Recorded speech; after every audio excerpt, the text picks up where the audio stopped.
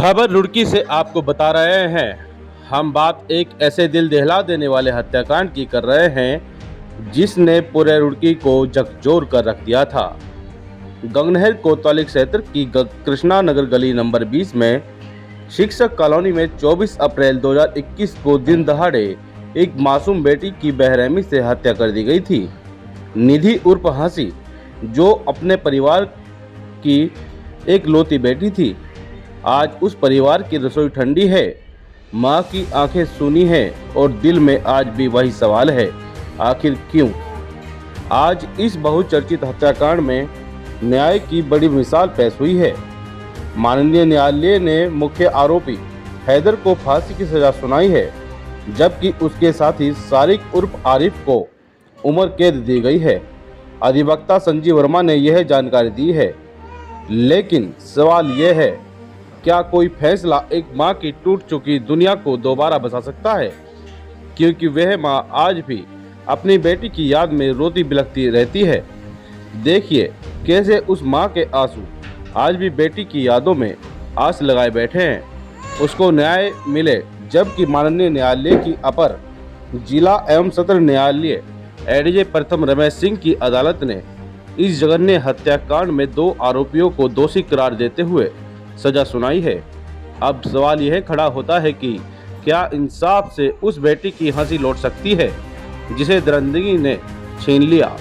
हमारी संवेदनाएं उस परिवार के साथ है और उम्मीद करते हैं कि ऐसी बेटियों की सुरक्षा के लिए समाज और सिस्टम दोनों और भी जिम्मेदार बने।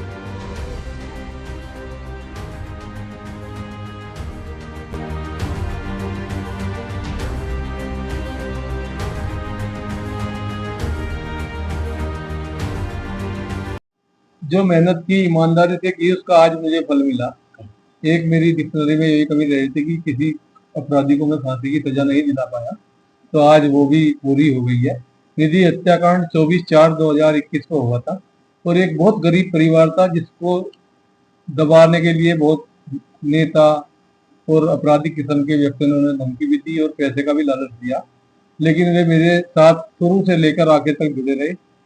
एक ग्रुप भी बना निधि को न्याय दो, और उन बच्चों को कुछ भी नहीं पता था और वे उसे व्हाट्सएप पे ही फांसी पे लटका रहे थे। लेकिन आज वो बात सच निकली और आज न्यायालय ने, कानून ने आज इंसाफ किया, एक गरीब को इंसाफ मिला और उनका परिवार बड़ा खुश और संतुष्ट है न्यायालय की कार्रवाई से। और हैदर को जो है, उसमें जो मुख्य अभियुक्त था उसे फांसी मिली और दूसरे सह अभियुक्त को उसे उम्र कैद की सजा मिली और एक जो नाबालिग था उसका भी पेंडिंग केस है हरिद्वार न्यायालय। और सच्चाई यदि किसी भी वादी के साथ में कोई अधिवक्ता ईमानदारी से उसके साथ संघर्ष कर रहा है तो उसमें न्याय मिलता है और कोर्ट द्वार भी मिलना चाहिए था, वो वहां नहीं मिल पाया।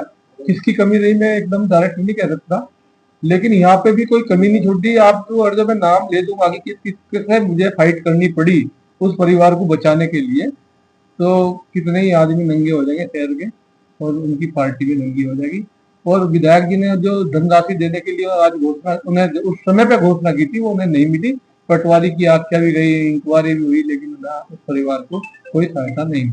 कौन से विधायक की बात कर रहे हैं? जो उस समय के देशराज जी कर्णवाल थे विधायक, और उन्होंने घोषणा करी थी। पटवारी घर पे आके रिपोर्ट भी ले गया था, सब कुछ हुआ, लेकिन वे 2.5-3 लाख रुपए उनको नहीं मिले। मैंने एसडीएम के यहाँ भी 1-2 बार सूचना के अधिकार में कोशिश करी, लेकिन वो पैसे उन्हें नहीं मिल पाए।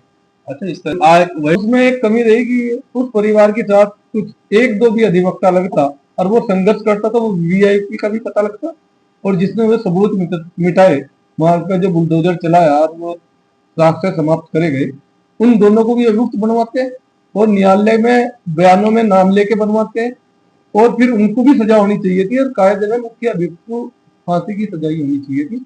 पर किन तथ्यों को न मिलने की, साक्ष्यों की कमी की वजह से जैसा भी हुआ सही हुआ और अभी हाई कोर्ट में है, पेंडिंग है, हो सकता है वहां से हो जाए। कहना होगा कि मेरे साथ जो भी हुआ गलती हुआ था और जो भी हुआ कोई अच्छा नहीं हुआ था। मेरे साथ दिया वकील साहब ने, संजीव वर्मा जी ने, उन्होंने मेरा साथ नहीं छोड़ा और उन्होंने जो भी किया सब अच्छा किया। आज मैं बहुत खुश हूँ, इतनी खुश हूँ कि मैं कह नहीं सकती, मगर वो खुशी तो मुझे कभी जिंदगी में नहीं मिल सकती जो मेरी बेटी दे सकती थी मुझे। बाकी यह है कि मैं खुश हूँ। मेरा जो वकील साहब ने जो निर्णय लिया, जो फैसला आज मुझे खबर सुनाई वकील साहब ने, मेरे लिए बहुत अच्छा है।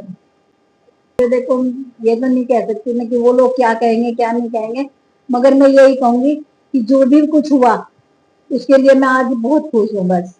और यही है कि मेरे घर की जो रौनक है वो रौनक कभी मेरे घर में नहीं आ सकती, वो रौनक मेरे को नहीं मिल सकती। मेरे बच्चे हैं वो हर त्योहार पर रोते हैं, क्योंकि बहन जो थी वो बहन ही थी, वो खुशी मेरे को कोई नहीं दे सकता। अकेली बेटी थी? जी हाँ, मेरी एक बेटी थी, 2 बेटे थे। और वकील वर्मा जी हैं, जब तक वे हैं मैं कभी ना तो किसी से डरूंगी और ना आज तक मैं डरी, उनके सहारे से मैं खड़ी हूँ और आगे भी ऐसी लड़ूंगी और खड़ी रहूंगी। बहुत जोर दबाव बनाया गया आपको? हाँ जी, मेरे ऊपर बहुत प्रेशर दिया गया कि फैसला कर लो। मेरी मामी तक पैसे लेके गए लोग बाग, मुझे मोहल्ले में भी कहा गया, हर बंदा आया। एक सलमपुर का कंवरपाल है, वो दिवाली पे मेरे पास 10 लाख का दीवान से ऑफर लाया, धीरे धीरे वो 15 लाख तक पहुंच गया, मगर हमने भी उसे हाथ ना से हाथ की नहीं। उस वक्त के जो मौजूदा विधायक थे दिशा कर्णवाल, उन्होंने कुछ वायदे किए थे, क्या वो पूरे हुए? नहीं, मेरा कोई वादा पूरा नहीं हुआ। जो उन्होंने कहा था, उन्होंने शुरू में 4 लाख की घोषणा की थी, फोटो खिंचाई, सब बात हुआ है। जब हम थोड़ा मेरी हालत तो आप समझ सकते हो कैसी हो सकती थी। मैं उनके पास गई तो उन्होंने मुझे 3 लाख की चेक दिखाया और मैंने कहा भी कि ये चेक मुझे दे दो, मेरा भाई था साथ में, जिन्हें नाम है। उन्होंने यही बोला कि आप कचेरी के थ्रू इंक्वायरी के द्वारा ये आपको मिलेगा, बाकी मुझे कुछ नहीं मिला। मैंने वहां चक्कर काटे में बीमार भी गई, रिश्तेदारों को भी लेके गई, बच्चों को भी लेके गई, जब तक के उन्होंने मुझे बस टाल के ही रखे कि हाँ जी मिलेगा मिलेगा मिलेगा। और जब वो हार गए तब उन्होंने हाथ झाड़ दिए, बोले कि अब मेरे पक्ष में नहीं है, जाति के पक्ष में है, जाति अपने अपने वो जाति देगा अपने को। में से कितना खुश है आप? बहुत खुश हूँ और सबसे ज्यादा तो खुशी मुझे उस दिन होगी जिस दिन मैं उसे फांसी पे चढ़ता देखती हूँ। बाकी ये है कि वो खुशी तो नहीं मिल सकती, मगर मैं फिर भी वही खुशी महसूस करूंगी जहाँ मेरी बेटी गई वहां वो गया, मैं फिर बहुत खुश हूँ। मैं अपने वकील साहब के जरिए बहुत खुश हूँ, क्योंकि मुझे 2-3 बार मुझे मारने आए, मेरे घर पे हमला करने आए। मौका देखा कि जब इसके घर से काम पे इसके निकल गए, सुबह का टाइम था, 7:30 बजे का, और मेरे घर के 7:30 बजे ड्यूटी जाते हैं, वो चक्कर पे चक्कर काट रहा था, ये नहीं मालूम मुझे कौन था वो। और जब देख लिया उसने, मैं बीमार थी, जब देख लिया उसने चले गए, तब मेरे गेट पे आया, मैंने आवाज भी मारी और वो भाग गया वहां से। एक बार मेरे कमरे की खिड़की पे से चढ़ रहा था।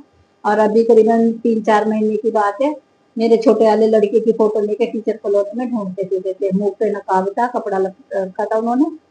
और जिस दिन मेरी खिड़की पे चढ़ रहे थे उस दिन वो स्कूल है मेरे वहीं पे, उसमें कूद गया था। हमने पत्थर वगैरह भी मारे, कोशिश भी करी पकड़ने की, मगर वो टाप के भाग गया। हमने ये खबर भी वकील साहब से बताई, वकील साहब ने कहा तुम डरो मत,